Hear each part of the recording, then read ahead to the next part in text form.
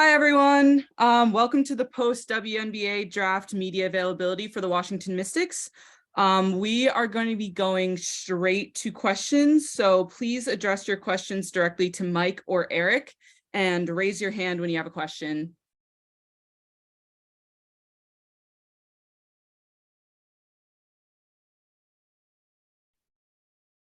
All right, we're going to start with Tyler. Hey guys, sorry, I had a problem with the mic. I guess I'll kind of just start with Mike. Kind of how did this trade opportunity start to materialize for you guys tonight and this whole process begin? It actually started several months ago. We had discussions about, internally first about our roster and what our roster looked like. And, after we got through free agency and signed Brittany Sykes and traded for Amanda Zowie B and knew that we were going to sign Kristi Tolliver, it kind of changed the shape of maybe what we needed or whether we needed anything at all immediately. The other thought process in all of this was what the next couple drafts look like, 2024, 2025, with the end of the COVID years, the college players we're getting, the players that could be available in those drafts. And then we needed a trade partner, and a couple teams had interest, but Dallas was the one that had showed the most interest, and we kept the dialogue open.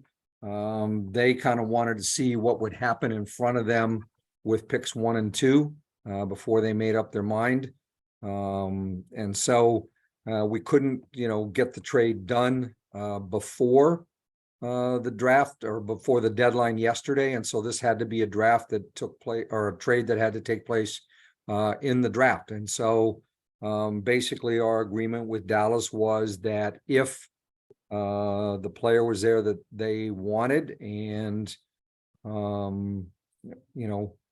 obviously if a couple people didn't get to our pick, that we would be willing to make that trade. And so that's kind of the genesis of it. We kept in contact with Dallas all day today.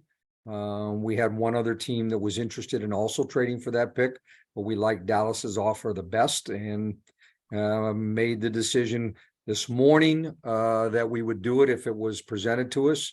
We debated about a couple players, but we really didn't want to be in a position, both from a cap standpoint and from a roster management standpoint, to bring in another player in the first round who maybe was good enough to make our team, but would force our hand to maybe cut somebody else that we really liked right now on our roster. And so that's kind of where we ended up. And a quick follow. Sorry, I just jumped in. Good to see you both. But in terms of the roster management, does the limitation that the WNBA has on how many players you could have under contract going into next season, with Elena, Tosh, and Ariel all being potential free agents next year, play a factor in as well? No, I don't think the free agency thing probably played a factor at all. In fact, if we had probably taken it in that context, we would have thought about taking a player who maybe would not have played this year and kept their rights and kind of moved in that direction. But I just think that, everybody's kind of, looking forward to the next 2 drafts. And I think that had probably the most to do with it of anything. I don't know if Eric, you want to chime in on that, but that was kind of the biggest thing for us. Nope, nothing to add on that. Awesome. Thank you both. I'll leave the floor. All right, we'll go to Jen next. Hey, Mike, hey, Eric, congrats on another draft in the books. Before I ask my main question, just want to clarify along the lines of Tyler's question. So when you drafted Soares at 4, you knew at that point that she was not actually going to be on your roster because she was going to Dallas. Is that correct? Yes, because that was agreed upon while Dallas was making the pick at number 3. Got it. It was right after Minnesota picked. Got it.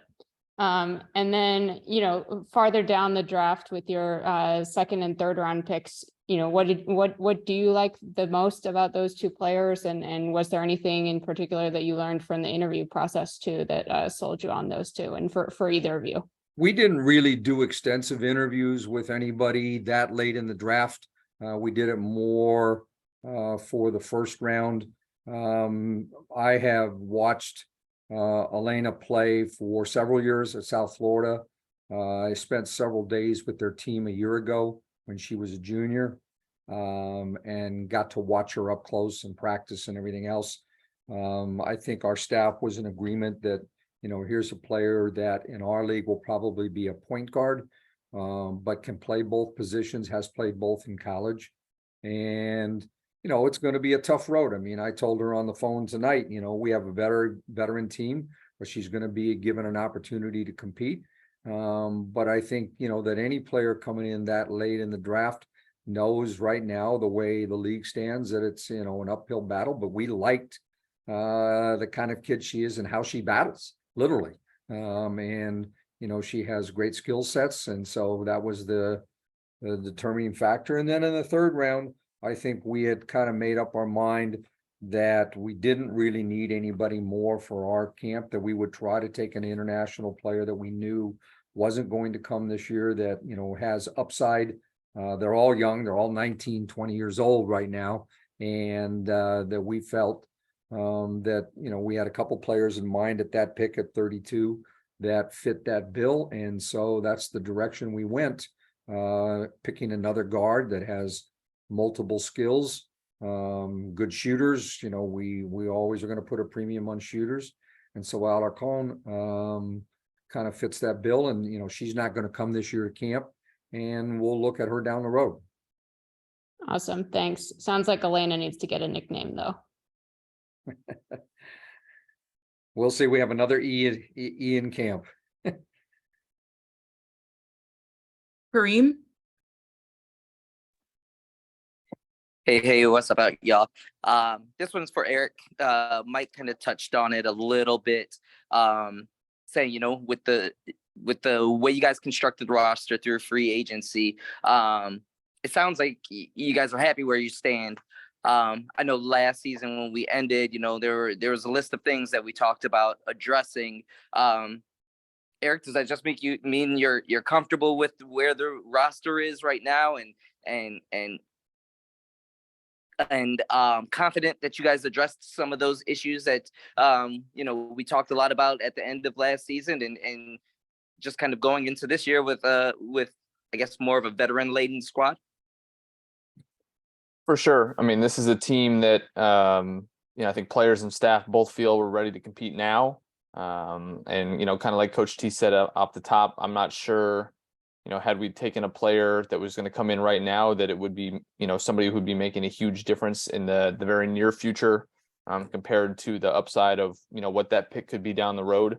And so when you just start kind of listing, Brittany Sykes, Amanda Zawibi, Tiana Hawkins, Shatori signing back, Lee Mung, and, potentially one or two more, I think it's a group that we feel is ready to go. And we've addressed our defense, we've addressed shooting.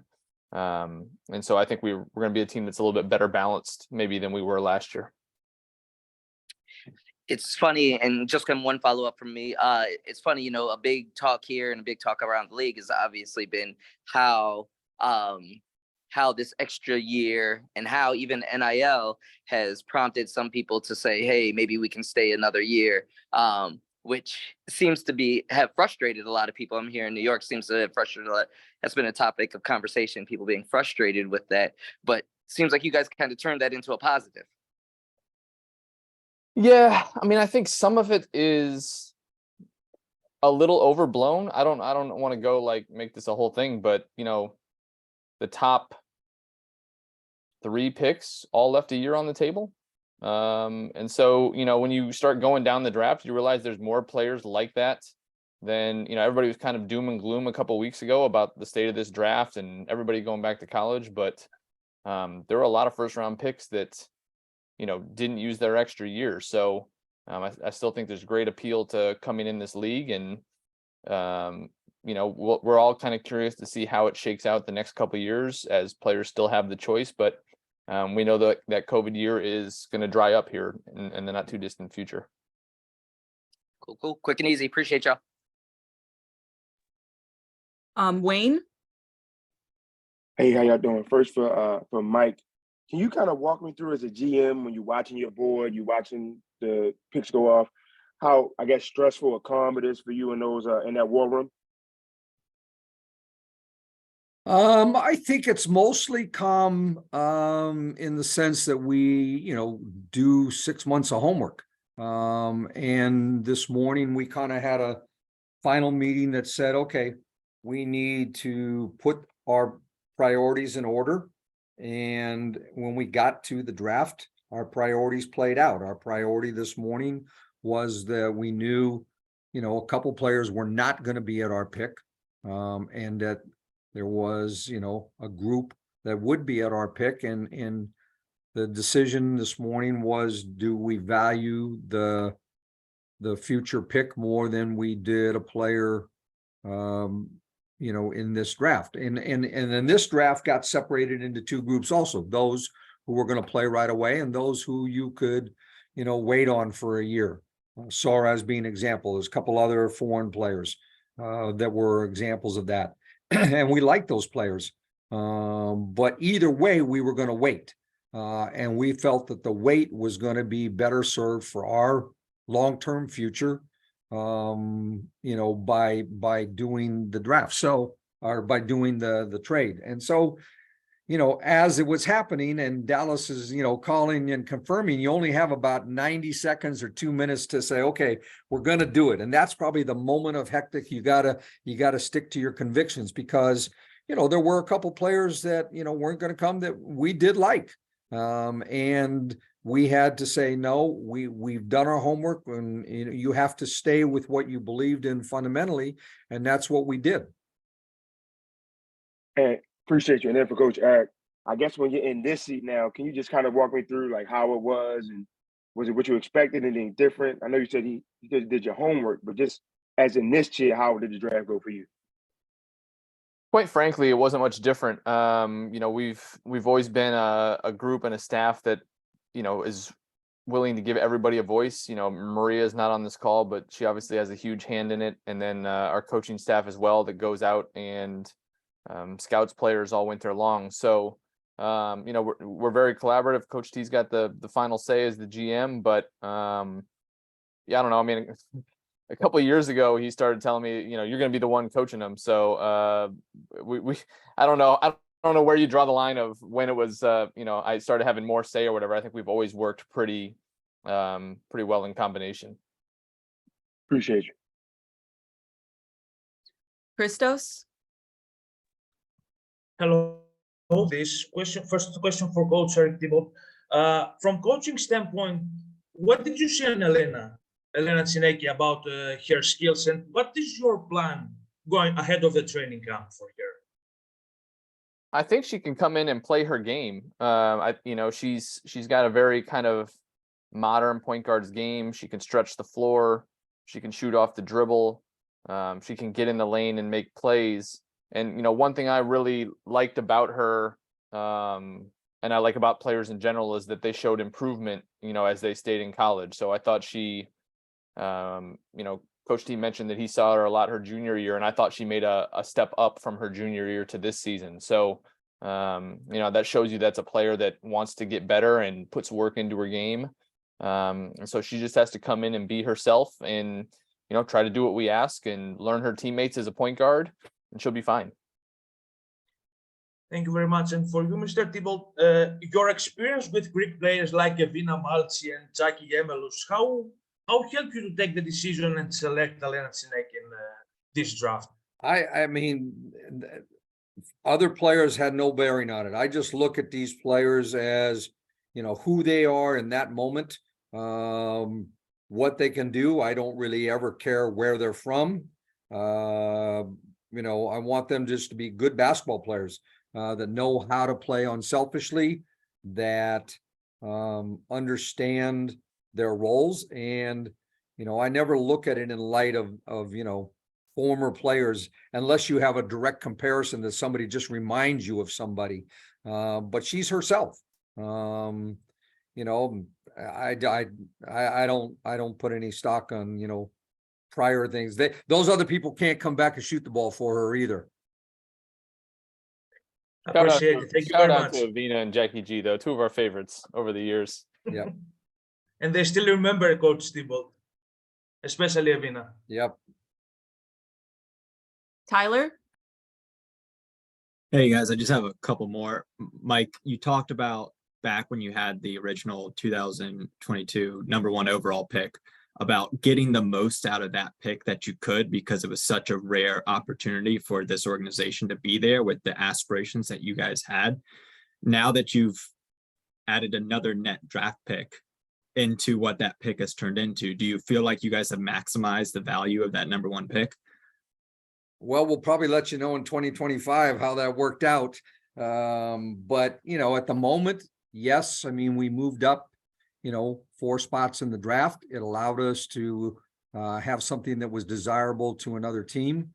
I think no matter what, everybody would have to say that our draft pick by switching picks last year worked out pretty well, getting Shakira Austin, that worked out for us. And so to do that and get what we wanted a year ago and get something that improved this year and into the future, that's probably the most you can hope for from something like that. And so, you know, we'll just keep trying to play it forward until, you know, we see the player that fits the next thing we want.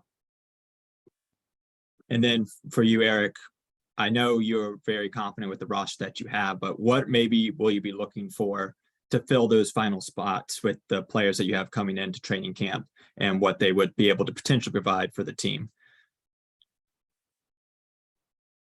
Yeah, I mean, it's tough to say too much in the sense that it's, you know, several players who have been pros competing for a couple jobs. I expect a really, really competitive training camp. But we've got a lot of people who are bought into being here and have always been good team first type of people. So we'll see. We're going to let it play out. We know, you know, we always try to see not just who are the best players, but what's the right mix together. What groups do we like together? Who do we think can develop? So there's a lot of things that go into it. And, you know, I think we've always been pretty good at not making decisions now, but letting camp play out and see how it goes. Thank you both. Congrats on the night. Jen? Just a couple of follow-ups from me as well. Mike, aside from looking at your needs this season versus in the future, when you decide to make that trade, you know, how good do you expect the 2024 and 2025 drafts to be?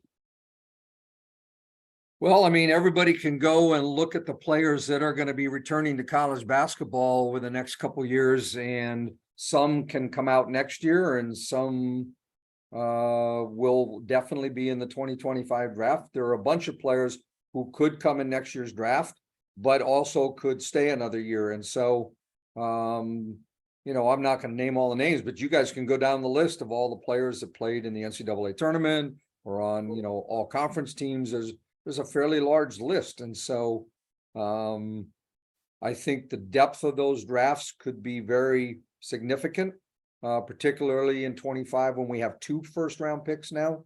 You know, next year, you know, like this year, there's just several players who can make a choice to come out or stay.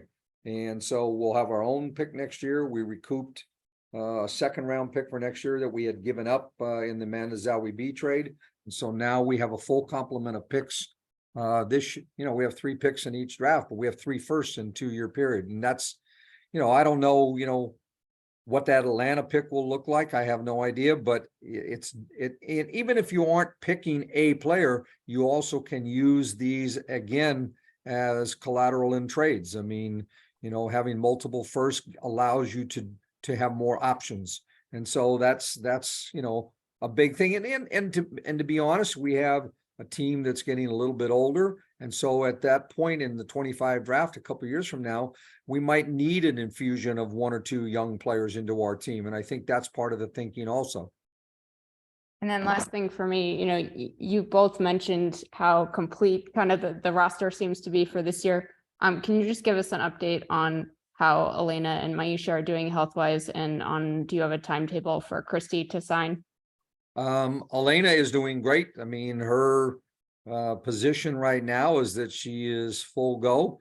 I don't know that we'll make any decision until we're closer to the season and whether we would sit her any games like we did last year. Her intention right now is to play as many as she can.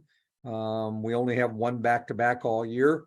But that's a to be determined, but she's doing full workouts right now and she's been a full go. Maisha, we've been very careful with. We're going to kind of work her way through training camp.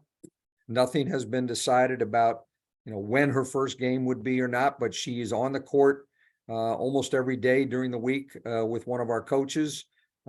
She's going through, drills right now. She hasn't done any live, like 2-on-2 or 3-on-3 yet. That's still to come. But I, just talking to our medical people last night, that I would say she's made huge progress in the last 3 weeks, as to how she feels and what she's doing. And then the Christy one, it's just a matter of time getting it done. I mean, she just finished her season with Dallas. She and I have talked, basically told her, get some rest, get her mind away from it a little bit. She's excited about coming, but a contract will get done here in the next, week to 10 days, I'm sure. And you're expecting just on time for camp from her? Yes. Great. Thank you.